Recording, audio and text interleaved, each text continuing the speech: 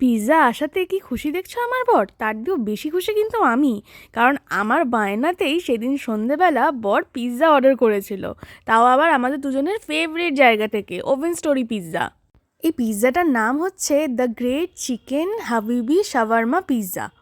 পিৎজাটা আস্তে আস্তে তো ঠান্ডা হয়ে গেছিলো, তাই জন্য একটু গরম করে নিচ্ছিলাম যাতে রসিয়ে খাওয়া যায়। আমাদের দুজনেরই ওভেন স্টোরি পিৎজা ভালো লাগার মেন কারণ হচ্ছে এখানে ক্রাস্ট, যেটা খুবই নরম হয়, আর এখানে টপিংস তোমরা দেখতেই পাচ্ছ কত ভরে ভরে টপিংস দেওয়া, এখানে চিকেন ভেজিস সব কিছুতে ঠাসা। আর রইল কথা চিজের, আমরা কিন্তু এখানে এক্সট্রা চিজ অর্ডার করিনি, তাতেই দেখতে পাচ্ছ কতটা চিজ আর কি সুন্দর চিজ পুল হচ্ছে।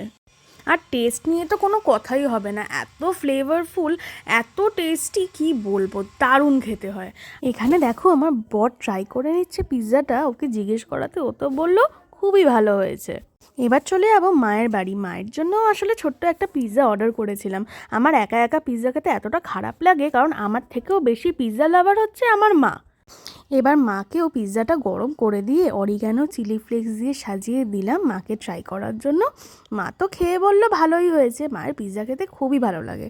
তো আজকের শর্টসটা আমি এখানেই এন্ড করছি। ভিডিওটা ভালো লেগে থাকলে লাইক করে দেবে। টাটা।